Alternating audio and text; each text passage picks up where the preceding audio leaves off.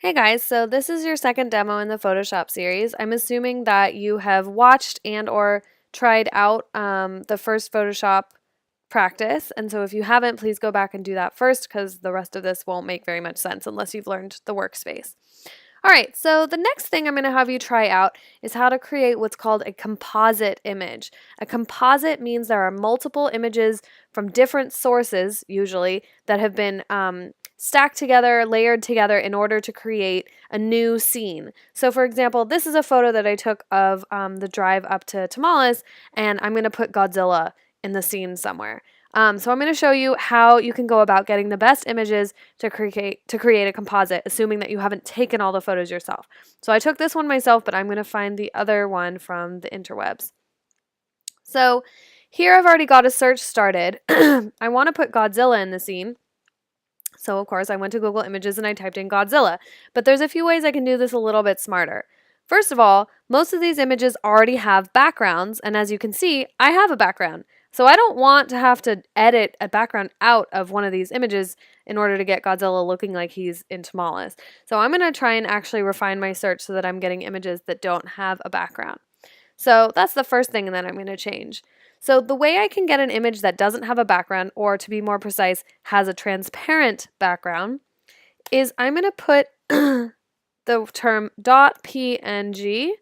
A PNG is a different type of image file that typically doesn't have a background. Some of them do, but any image that doesn't have a background is going to be a PNG.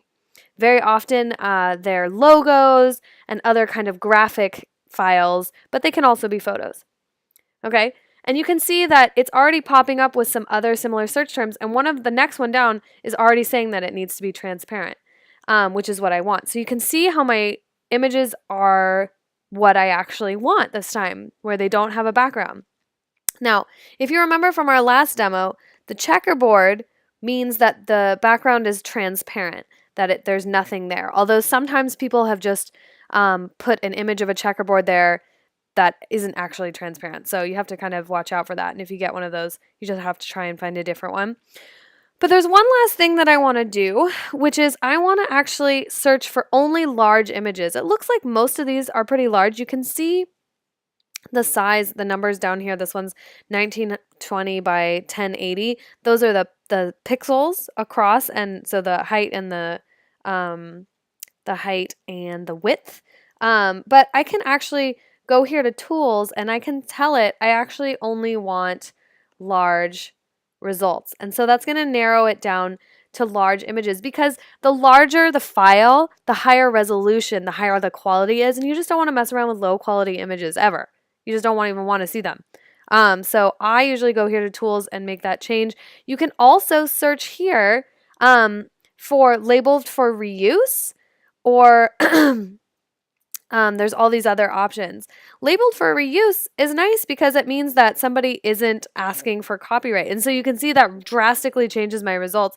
In fact, now I'm not really getting anything that I want, probably because Godzilla is a copyrighted, somebody owns the rights to use it. So let's see, labeled for reuse with modification. That didn't really change it. So I'm gonna turn that filter off. But the thing to remember is that you never want to violate copyright, especially if you're planning to promote the images, if you're planning to post them online, if you're planning to sell anything that has them on there, for sure, because people will sue you.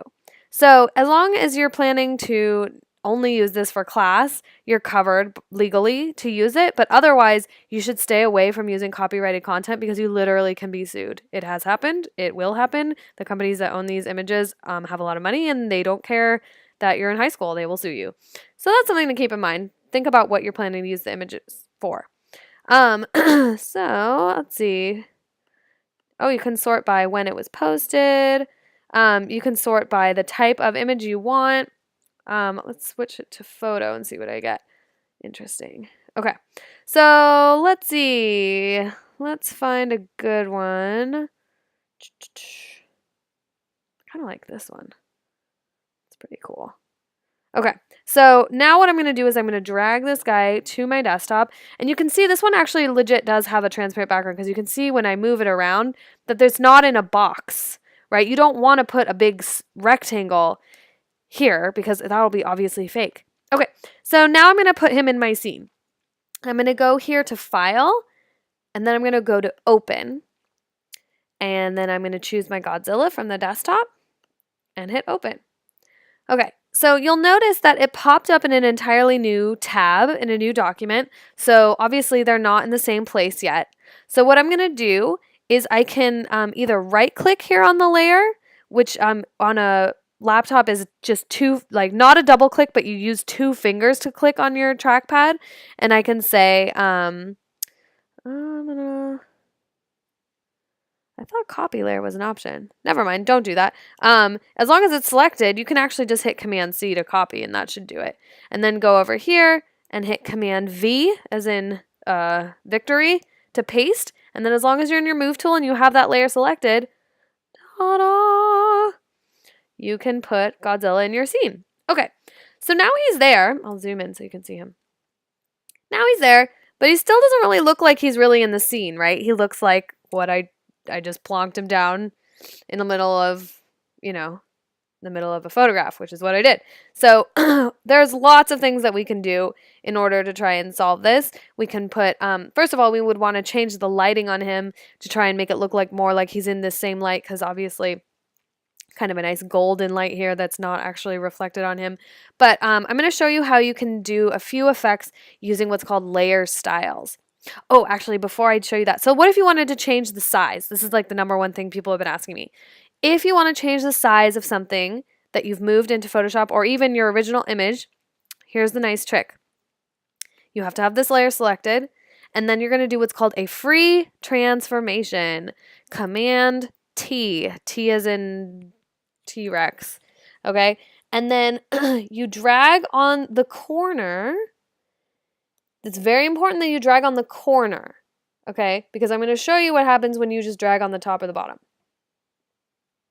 Does that look like what you want? No. Okay. Oh, shoot. So I have to go back in my history to fix that. Oh, God, it's not going to let me do it. Oh, so actually, this is a really good point. So when you do a transformation, it's actually not going to let you take any other steps until you set the transformation. So I have to hit return, and then I can undo it. Command Z to undo. So if like somebody the other day was trying to like close Photoshop and it wouldn't let it close until the transformation was set. So you know it's set when that box goes away. So let's try it again. Again, don't drag on the side or the top, only the corners, because then it's sizing the height and the width at the same time. Rah! I guess this is probably a little more realistic. It would be giant. Notice how it gets pixelated when I'm stretching it out. Hopefully when I hit return, that pixelation should resolve itself. Okay. So now I've got my Godzilla.